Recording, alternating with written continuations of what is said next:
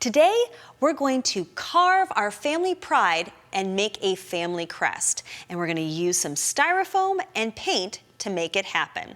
You're going to need a styrofoam tray, cleaned and dried, some glitter glue, some acrylic paints, scissors, some things to make impressions, and you can use screwdrivers, wrenches, pencil points, palette knives, even craft sticks.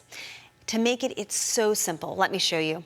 We're gonna start off by removing the edges of our styrofoam tray, because what we want is have a nice, smooth and even surface to carve in.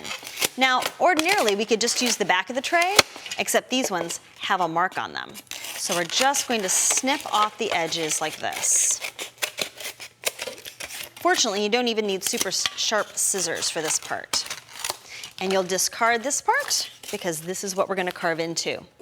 Now next, you're going to want to decide on the shape of your crest. Now I chose this very traditional age-old shield symbol, and it's symmetrical. It means it's the same on both sides, and this is the one that I chose. We'll have this on the website for you to print out or draw your own. So you're going to want to take one of these and cut it out so you have the shape. And then just go around the outside, and I'm going to use a craft stick for this part, but you could use a pencil. And just start with making the simple indentation around your crest, like so. And you'll be able to see it right away on your foam. Now we're going to make a little division at the top, and this is all subjective. You can do it however you like. This is what I like to do. I like to separate the top, and then I like to make a design in the bottom part. So our family stands for love, so I draw a heart kind of in the middle, like so. And then, because my last name begins with R, I'm going to make a curly QR on one side, and I'm going to mirror it on the other side.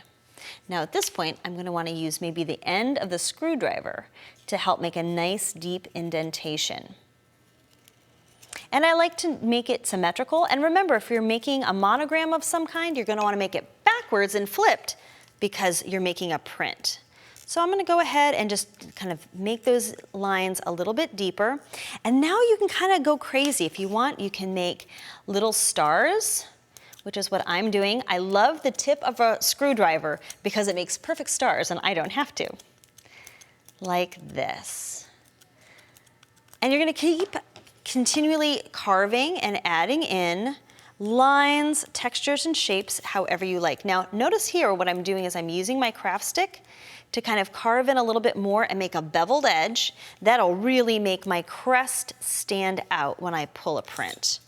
I'm going to rotate it and press in, and one more time, press in. And all right, I think that might be good enough for now. There's room though to add more stars, leaves, or other decorations that symbolize your family. Now we're ready to print, and what we're going to do is bring over our paint and get some in another foam tray because it's just really handy. And I like to use a foam roller for this. You can use a foam brush or another kind of brayer. I just find that this is what's really super easy. And here's one that I've printed a couple times, which is nice because you can see it really well. But what we're going to do is ink it up by rolling the paint over the top, like so. You will want to cover your surface because this can get a little bit messy. I know my fingers usually get a little inky, but you're going to ink it up and take a nice piece of white paper and just lay it down, and then you're going to give it a little massage. And you just rub it around with your hand like so. And this is the best part. You lift it up to reveal your family crest print. Isn't that cool? And you can choose different colors, make an ombre, however you like to do. So I made quite a few of these, and now the last step really is to decorate them. And this is where having a little bit of glitter glue is kind of gonna come in handy. So I like to go over the white lines that were left by the indents and use those to put my glitter glue in. So I'm going to use a little bit of gold here and outline my curly QRs. I think those turned out really nice. And I'm gonna use a little bit of silver for the stars in the sky, or maybe a little bit of green today. Ooh, let's throw some green in here. Again, you can use colors that your family likes. You might even want to go around and ask your family members what are their favorite colors, or what are symbols or shapes that are meaningful to them. When you get done, you're just going to want to let this dry, and then it's ready to hang, frame, or turn into a card for your family members that you love. And remember, the best part is once you have your plate carved, you can print over and over and over again and make as many as you like.